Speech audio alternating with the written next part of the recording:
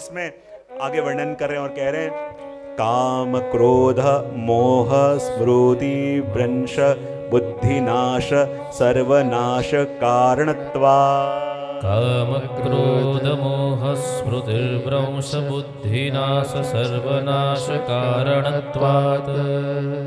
ये जो सूत्र है भगवत गीता के दूसरे अध्याय के अंदर आपको पूरा वर्णन मिलेगा कि कैसे अपनी बुद्धि का नाश होता है ना। प्रभु ने स्टेप बाय स्टेप बता दिया। वही वस्तु यहाँ नारद जी बता रहे हैं कि काम क्रोध मोह स्मृति भ्रंश बुद्धिनाश और सर्वनाश, कैसे बुद्धि का नाश होता है और बुद्धि के नाश से सर्वनाश हो जाता है। प्रभु भी कहते हैं ना ध्यायतो विषयान पुंस संगस्तेषु पुजायते संगा संजायते कामात् कामात् क्रोधो विजायते क्रोधात् भवति सम्मोह सम्मोहात् स्मृति विभ्रम स्मृति वंशात् बुद्धिनाशो बुद्धिनाशात् प्रणश्यति।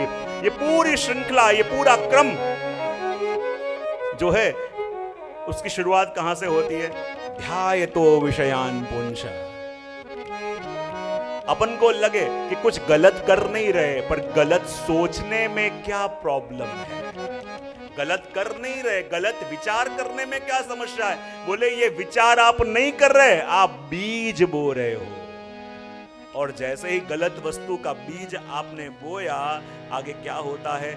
उस वस्तु का चिंतन करने से वो बीज अंकुरित होता है, और अंकुरित होता है तो काम क्रोध, वो वस्तु को कैसे भी करके पाने की कामना, कैसे भी करूं ये वस्तु मुझे मिल जाए, न मिले तो क्रोध।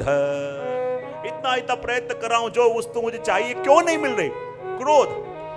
और क्रोध आने पर कहते हैं ना मोह, और ऐसा मोह हो गया कि वो वस्तु मेरे अलावा किसी को मिलनी नहीं चाहिए, ये वस्तु मुझे ही मिलनी चाहिए, मेरे अलावा किसी को मिलनी नहीं चाहिए। ये मोह हुआ। फिर स्मृति भ्रंश, और कहते हैं ये मोह के कारण स्मृति भ्रंश हो जाती, मन बिगड़ जाता। यानी अपन क्या करना चाहिए, क्या हमको करना नहीं चाहिए, क्या हमारे लिए उपयुक्त है, क्या हमारे लिए नहीं है, ये विवेक भी नहीं रहता। तब क्या होता है? बुद्धि नाश। और जब बुद्धि नाश हुआ तब क्या धर्म है क्या अधर्म है, ये विवेक भी उसके अंदर नहीं रहता। और जब बुद्धि नाश हुई तो सर्वनाश कारणत्वात्। और ये बुद्धि का नाश होना, सभी वस्तु जीवन गया पानी में, ये मानना। बोले क्यों? क्योंकि एक वस्तु, एक गलत विचार, एक मन में जागी हुई कामना अपने पूरे जीवन को नष्ट कर सकती है।